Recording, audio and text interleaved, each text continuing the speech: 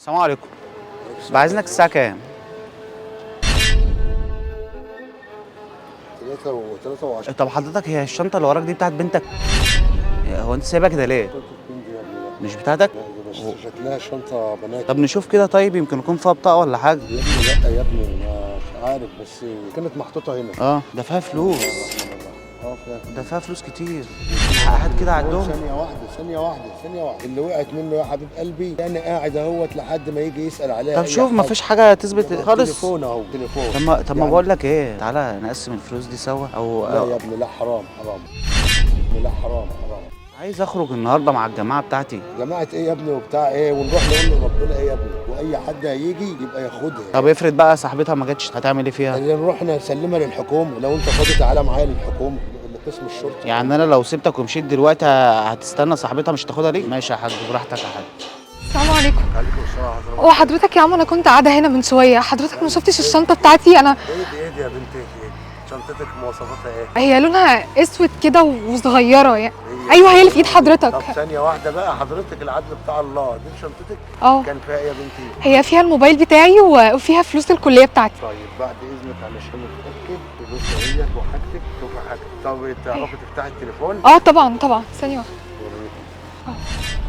كده تليفونك فتح. ماشي يا ستي، صورتك اهيت وده حاجتك اهيت وتليفونك يا بابا، والله تبقى خلي العظيم بالك بعد كده وانت في اماكن عامه. ربنا لما حد يخليك، ياخد والله حاجتك يا العظيم بنتي. ما عاد في زيك دلوقتي يا عم. والله العظيم انا واخد بالي، انا سرحان يا بنتي في الدنيا وظروف الدنيا، وده شاب والله اللي شاف حوره مني وقال لي هي كان عايز يأسرني وكده، يعني شباب صغير فيعني ما يعرفش عارفين الدنيا والدنيا يعني، والكفن اللي ربنا يخليك، انا كان هيحصل لي مشكله والله في البيت صعبه قوي. لا يا بنتي ولا يهمك.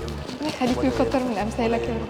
انت زي بنتي وتبقى خلي بالك من حاجتك. السلام عليكم. وعليكم السلام. هي دي صاحبة الشنطة؟ ايوه يا عم، الحمد لله، احمدك يا رب. طيب بص بقى، دي ممثلة معانا وانا ممثل برضو، احنا بنصور برنامج، بنصور تجربة اجتماعية. بص كده العربية اللي واقفة هناك دي هتلاقي فيها كاميرا بتصور، كل ده مش حقيقي، وانت طلعت شخص امين وشخص جدع. جداً انا حاولت والله. اضغط عليك شوية ان احنا نقسم الفلوس بس انت ما رضيتش. عشان امانة حضرتك ديت هنقدم لك مكافأة بسيطة كده، الفلوس لا اللي كانت والله الدنيا بقت لا، صعبة لا، الأيام لا دي. والله لا ليه والله بس؟ لا ليه؟ يا حبيبي، لا والله لا ما ينفعش، انتوا لازم تشكروا والله. لا انتوا تشكروا اللي انتوا بتعرفوا الناس وبتوعوا الناس في دنيا، فلازم نوعي بعض. لا يا حبيبي لا، ده انا والله العظيم على ان ضيقه الدنيا والضيقه اللي انا فيها، اقسم بالله، وقاعد في تفكير الدنيا ومصاعب الحياه والدنيا اللي غلت، ومحتاج اي حاجه من الفلوس ديت، لكن انا عمري ابدا ده احنا نساعدك. انت تستاهلها. لا ربنا والله يروق لا، بالك. نساعدكم، ربنا انا مش عارف يوفقك. اقول لك ايه والله. انت ربنا عندك يوفقك. قناعه وعندك انتوا رحمه فنانين. وعندك انسانيه وعندك امانه، مش عند اي حد والله. يا ريت فعلا. كل الناس تعمل زيك كده. قول لنا بقى، موافق ننزل الفيديو ده؟ يا عم زي علشان الناس تتوعى والناس تفهم برضه. اعمل بايلك